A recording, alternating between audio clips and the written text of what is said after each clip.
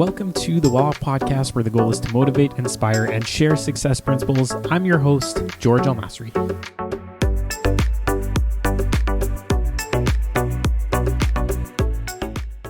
Today I interviewed Eileen Fauster, who is a registered acupuncturist, a registered holistic nutritionist, and the founder of Essential Balance Holistic Health, which is located in Woodbridge.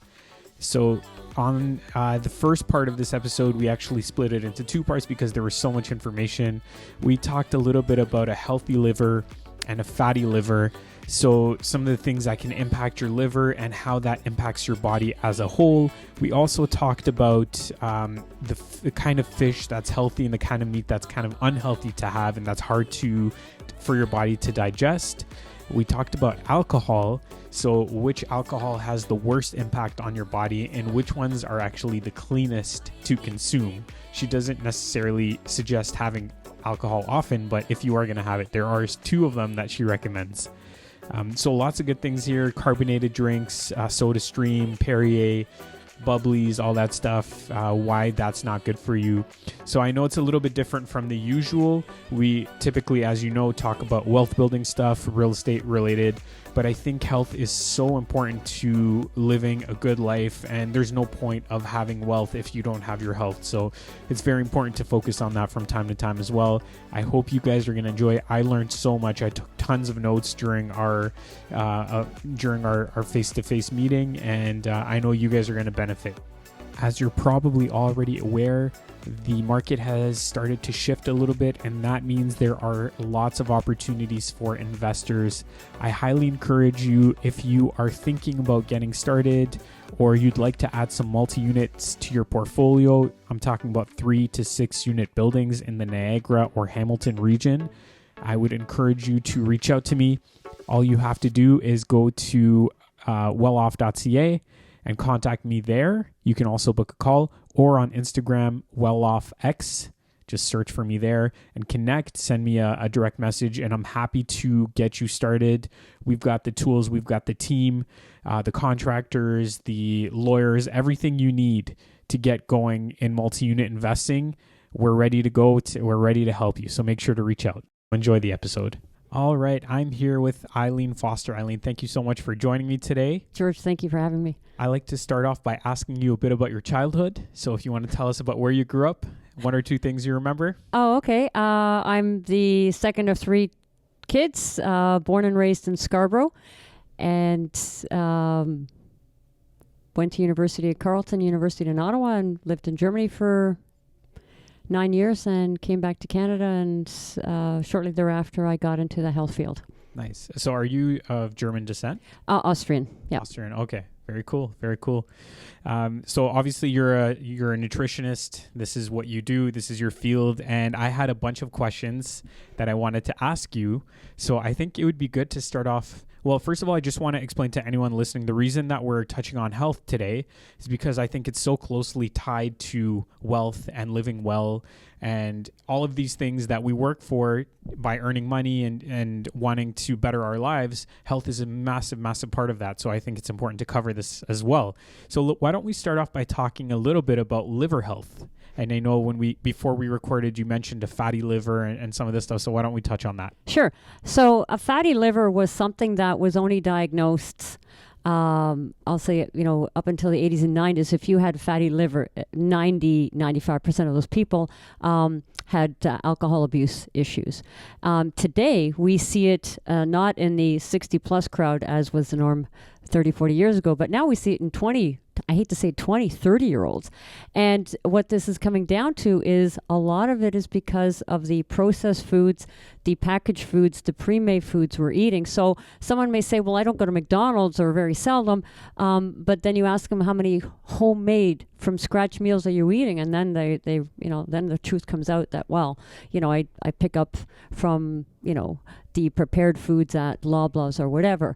And so a couple points to that, things that people don't think about. So we have a lot of labeling laws in Canada. And although some people may be very fastidious about reading the ingredients on the packaged foods they're buying, the law in Canada is that there is no requirement for a list of ingredients for foods meant for immediate consumption. So you go through your drive-through at Tim Hortons, you pick up prepared foods at your favorite grocery store or in a restaurant setting. And while in a restaurant, the menu may say, wine reduction, blah, blah, blah, or make it sound very enticing, the 4 cheeses that are on your pasta dish, they are not required to list every single ingredient. So a lot of people, because they're eating prepared foods, are eating blind. Mm-hmm. Yeah, absolutely. From a nutrition perspective. Right. And that's actually something I always get confused when I read labels and I'll see something like natural flavors or I don't know what it is, what it says exactly. I have no idea what that means. The labeling laws in Canada, I don't want to say are loose, but certainly a lot of loopholes. And marketing, the marketing departments of the major food producers, they know how to use these to their advantage. For example, something like MSG. A lot of people have problems with MSG, monosodium glutamate. It's a flavor enhancer and causes a lot of disruption in the digestive tract as well as can inflame the immune system. MSG has over 30 different names. And something as benign sounding as hydrolyzed vegetable protein. And you'll see that and you'll think, oh, yeah, no worries.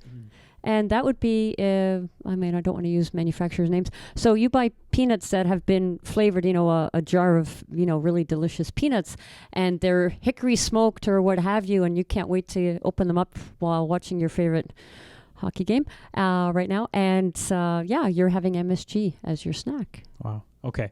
So let's go back to liver health. Why is it important to have a healthy liver? Okay, so your liver is your primary filter, filters the blood. So whenever we eat, food is digested, nutrients are absorbed into the bloodstream, and this goes straight to the liver where things are filtered out, any last minute things. So the liver has over 500 jobs, and but it has a priority scale, if I can say that. So when you eat something that is less than healthy, so you're eating junk food, you're having something that's been heavily fried, something that's got a lot of animal fats in it, these are very difficult to digest. So your liver will work first on correcting that, filtering that out, and while it's busy doing that, it's not doing other things that are part of its daily routine. And daily routine, not that people think of this, but for example, your hormones. A hormone only has a certain shelf life,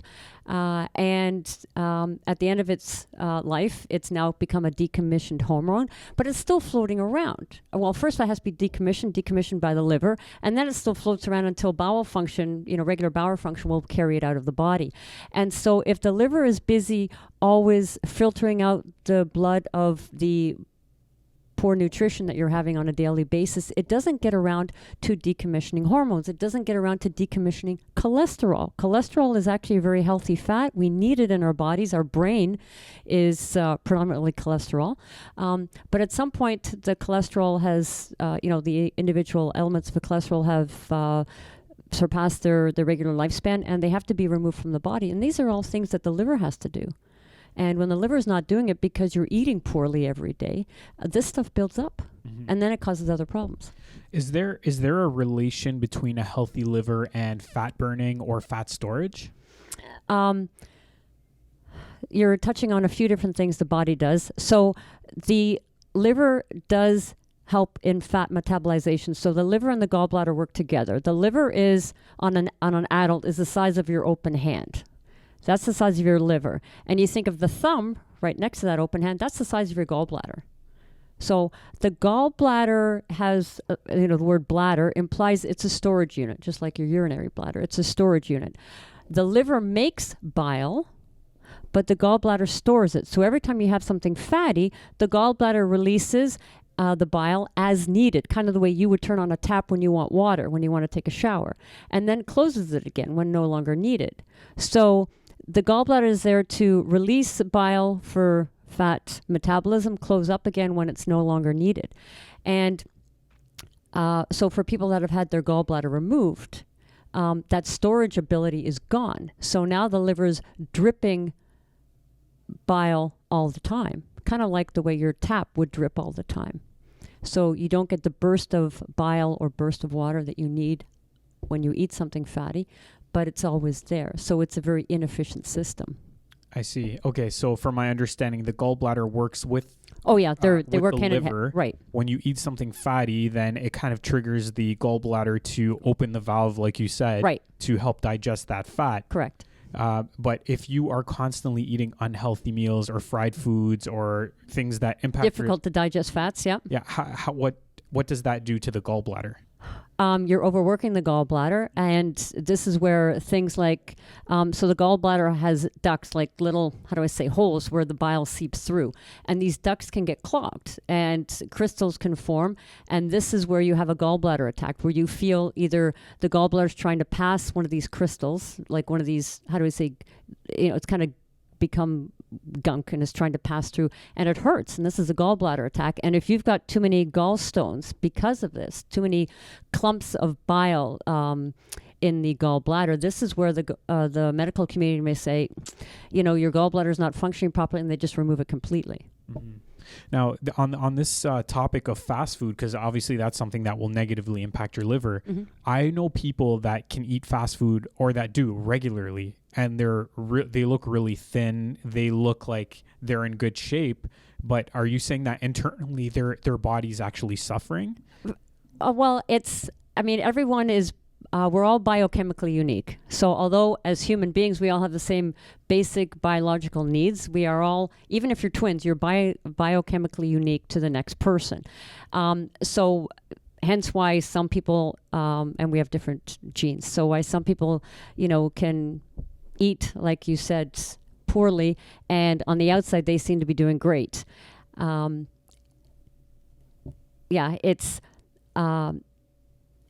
Everyone is different. So over time, this will catch up with them. Like we all know people who, eat poorly, and then they hit 50 or 60, and then things start happening where they start getting diagnoses or they have to go on medications because a certain bodily function is no longer working properly, whether it's high blood pressure, sugar metabolism, high cholesterol, etc. Mm-hmm. I understand, yeah.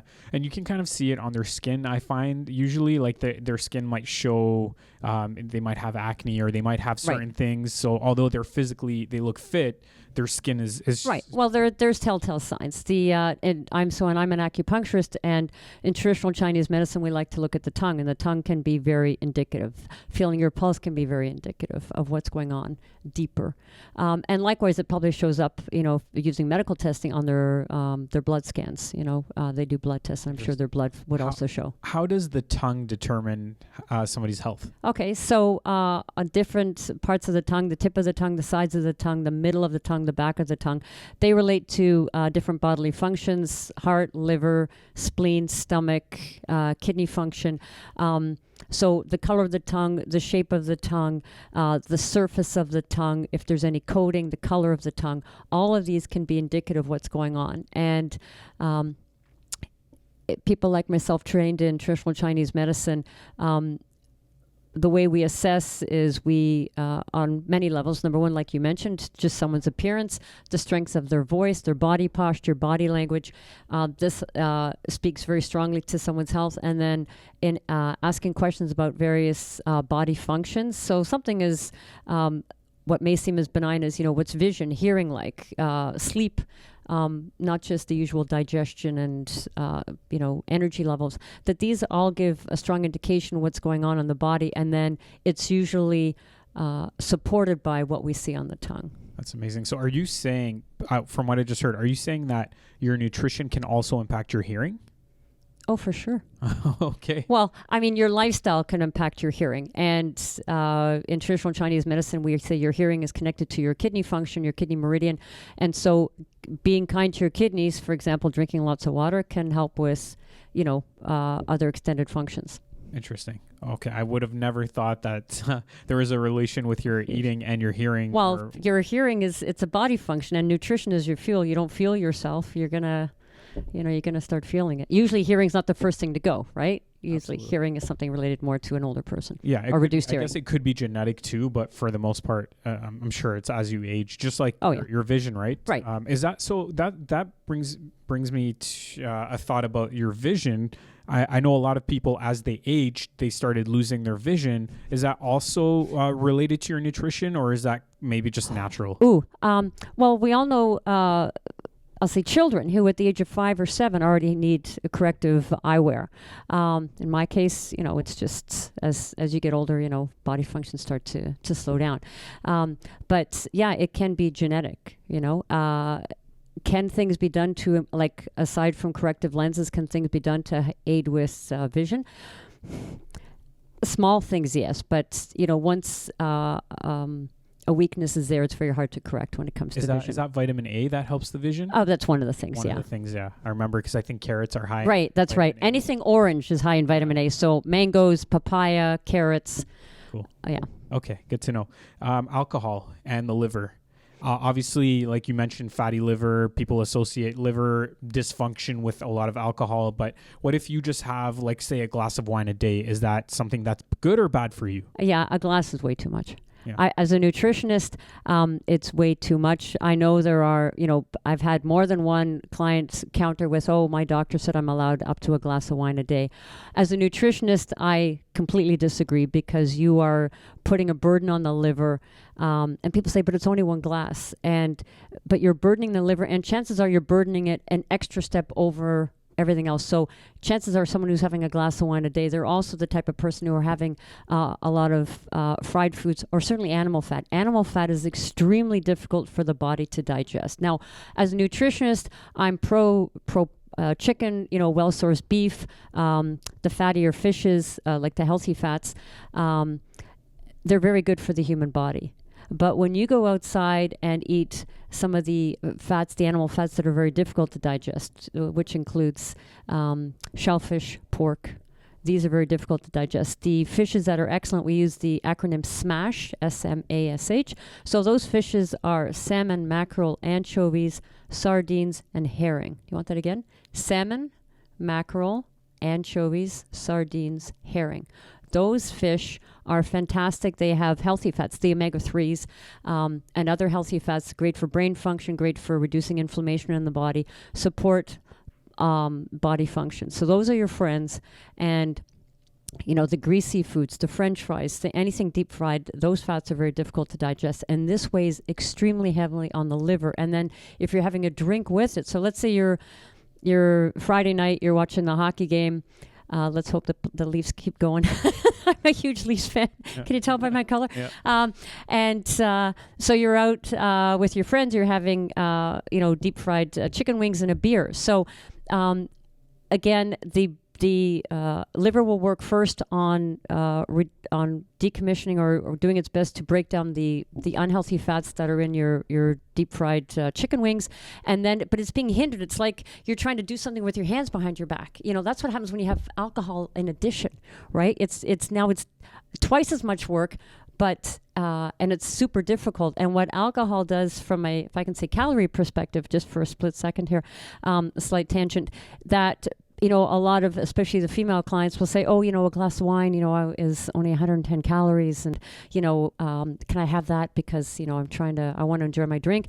And it's not that it's only 110 calories. The problem is that it makes it more difficult for the liver to digest the fat that's in the rest of your meal. So that added 110 calories turns into, I'll say, in terms of what you weigh the next morning, 310 calories or 500 calories, because your body can't break it down as well because it's really being hindered by that extra alcohol content. Makes sense. It's like trying to do a running event, but you have a 50-pound backpack. Yes. On you. Very good. So yeah, you're running the same distance, but it's so much harder with that backpack on. Right. Yeah. Okay. That makes sense. I never thought about it that way. So you don't just look at the calories in the drink, but you also have to think about the impacts that it'll have on the rest of your body and your ability to digest the food that you're having. Right. Cool. Okay. That's good to know. So alcohol actually, you're saying one glass is too much per day. Right. Let's just say for the average person, what would be like a reasonable amount to drink? You're probably going to say I no get alcohol. you'd be surprised how many people ask me what's the healthiest alcohol to have. No alcohol. The healthiest alcohol would be the cleanest to distill, and those two would be a vodka and tequila. Really? Yes. I'm going to have a lot of people not liking me. One of the unhealthiest alcohols, Bailey's, because it's full of sugar and cream and, it's a lot of additives. But a basic one would be beer, because it's alcohol, it's carbonated, it's gluten, and it's got yeast. 4 things your body doesn't like. Yeah, that's another thing we'll be touching on, gluten and all that. But then also carbonated. So why is it bad? Thank you. Because now that's such a popular thing. You've got the Sodastreams, you have the Bubly or whatever, those drinks. Thank you for asking. Yeah. So why is carbonated bad? Not that anyone's thought carbonation was bad. So the general thought is that a carbonated drink like Coke, Sprite, Dr. Pepper are bad because of the chemicals, the sugars, the caffeine that are in them. Totally agree. And I always tell people the single worst ingredient in any of those drinks is not the sugar, not the chemicals, it's the carbonation. And people are shocked. And I say even Perrier, which is carbonated, is not good for you. And the reason being that 10, 12 times a minute, we are inhaling the most important nutrient for the body, which is oxygen. Thank you. So oxygen's our most important nutrient. It's so important we're inhaling it all the time, subconsciously. And the second half of that process is we are exhaling carbon dioxide, which is a waste gas. So at the cellular level, oxygen and nutrients are going into a cell. This is happening, body-wide, 50 trillion cells. Oxygen and nutrients are going into every single cell. The cell combusts, releases energy, and does whatever it does. And then there's metabolic waste, which gets picked up by the lymphatic fluid brought to our eliminative organs. And the metabolic waste gas is carbon dioxide, which is through the bloodstream brought back to the lungs, exhaled. The blood picks up fresh oxygen, carries it around again to the body. And so the body is getting rid of that waste gas, carbon dioxide, 10 to 12 times a minute, because it is so toxic for the human body. Perfect example of how bad it is. We all know, let's say a small child, 5 years old, stomps its feet, wants its ice cream, and says, "Mommy, I'm going to hold my breath until I get my ice cream." And as an adult, we all laugh because they know that the human body will override that and will get the child breathing again. And it's not the lack of oxygen that has the child breathing again. It's the buildup of the carbon dioxide. It's the buildup of the bad over the lack of the good that gets the child breathing again.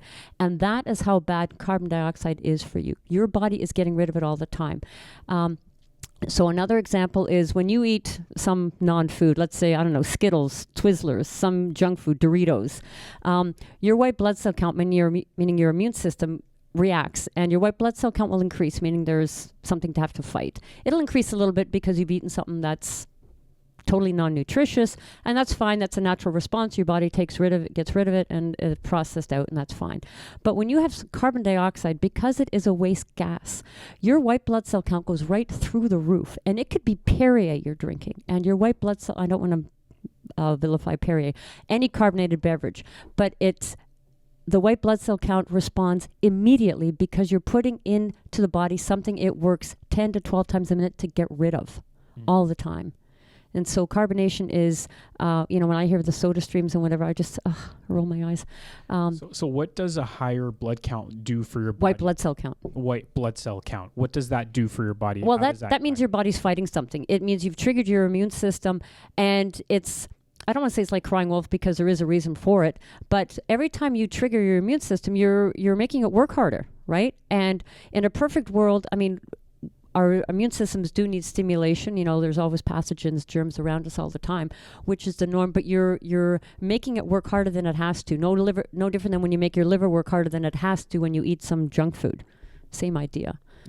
Okay, understand.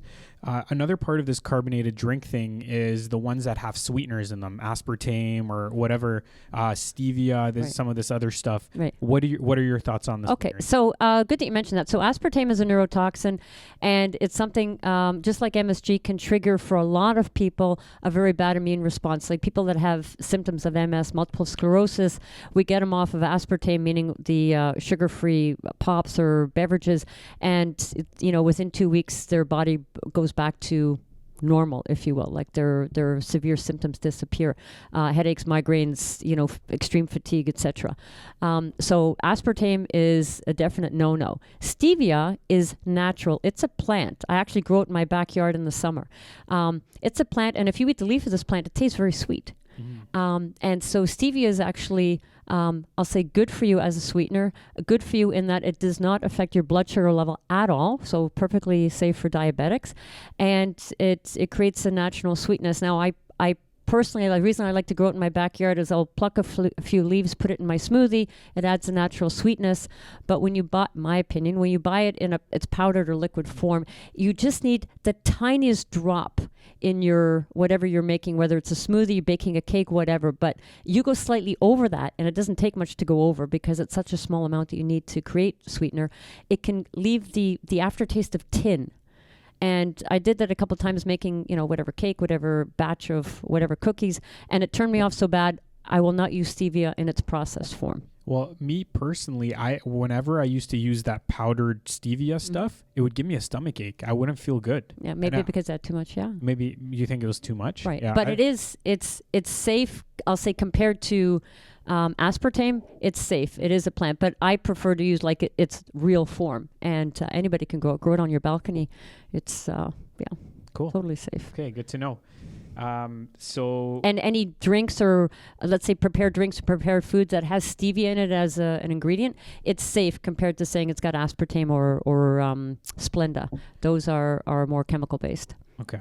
Another thing about the liver, just kind of curious, your thoughts. I think it's how you pronounce it, nitrates? Yep, nitrates. So it's nitrates and nitrites. Yep.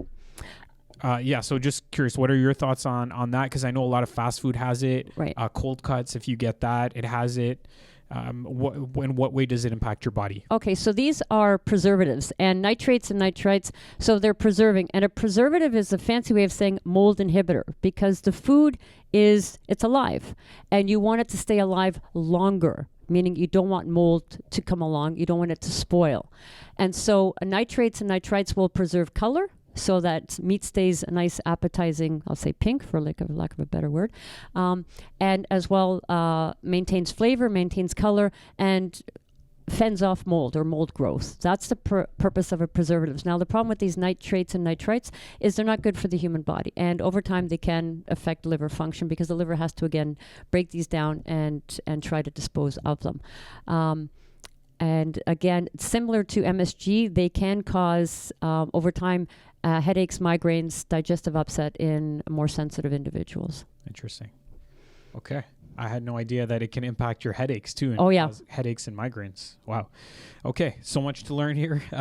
Gluten. We touched on it a little bit earlier, but do you want to tell us? So gluten is found in bread. It's found in dough, and I don't know. It's found in grains. Yeah. So gluten is a protein, and it's found in a lot of grains. And what it does is it creates it's a bind. So it makes the breads, if we're making bread, the breads, the cakes, a little more, I'll say, spongy, pleasant to eat. And it offers no nutritional value. So you're not further ahead nutritionally without it. You're not suffering if it's there from a nutritional perspective. But the problem with gluten is this particular protein is very difficult to digest. It's very irritating to the digestive tract. And because it's a severe irritant, for example, people who are celiac, who already have a very sensitive and raw, I'll use the word raw, very exposed digestive tract, when they have gluten, it just, it means they're spending the rest of the day in the bathroom. Like they are in severe pain, cramping pain. And so gluten is present in wheat, barley, rye, spelt and kamut, which are part of the wheat family, and which is most breads, most baked goods that you buy over the counter. And as a nutritionist, I make all of my baked goods are gluten-free. And it's surprising how many grains are gluten-free and how you can combine, different grains with different properties to still get that soft, I'll use the word spongy, like pleasant texture that you'd get in a bread or a cake. And so the gluten-free grains, brown rice, quinoa, millet, buckwheat, amaranth, potato starch, tapioca flour, arrowroot, all of these can be used to still create a very pleasant cakey texture, bread texture, pizza dough, and everyone should be avoiding gluten because it is an irritant. Most people have no problems with gluten or think they have no problems with gluten sensitivity, and we all should be eating gluten-free or as gluten-free as possible. I will say that I've had, I work here in Woodbridge, so we're predominantly Italian-based community, and so when my clients go back to Italy for vacation and they'll say, oh, Eileen, while I was in Italy, I had bread every day, I had pizza, and I never had any digestive upset. I come back home and I feel horrible again. And it's because a very popular, I'll say expensive flour used in Italy, available here but not as prevalent, is the 00 flour. I'm not sure if sometimes you see that, like you just see 00 flour. If you're ordering pizza from a higher end Italian restaurant, they'll say we use 00 flour. And this particular flour, it is wheat based, but this flour has almost no gluten in it. And like I said, it's what's used, across the board in Italy. And because of that, the people who are mildly sensitive feel nothing. And they're like, wow, I can eat this, don't feel bloated afterwards, feel great. And so there are a lot of flours out there that are either gluten reduced or gluten free, and you can live gluten free very easily without too much effort. Okay, so it sounds like based on what I'm hearing, gluten is very hard to digest, and for some people it could lead to like cramping, right, very discomfort. And you may not understand why, but now you know that it's found in all these different foods that are commonly had, including probably pasta and like pizza and whatever else. Right, but it could be something like your breaded fish. It's breaded in a gluten flour. And so I mentioned digestive upset, but some people could have gluten and their upset could come in the way of, like we mentioned before, migraines, could be insomnia, could be anxiety. It could hit them different ways. It's not just the digestion that's suffered when we eat something that's not made for the human body. Okay, so what you eat can actually trigger your anxiety levels? Oh, sure. Increase them? Oh, yeah. Really? Yeah. Okay. Another thing I'm learning here today. There you have it. That was part 1 of the interview with Eileen Fauster. I hope you guys got something good out of it. And make sure to tune in next week to hear the rest of the information that she shared, which includes talking about dairy and so much more. So enjoy the rest of your day, and we'll catch you next week. Thanks for listening to this episode. Your support is truly appreciated. And if you can share this with a friend or family member that might benefit from the information, remember, our goal is to motivate and inspire others to take action and to build wealth and to become well off. Enjoy the rest of your day.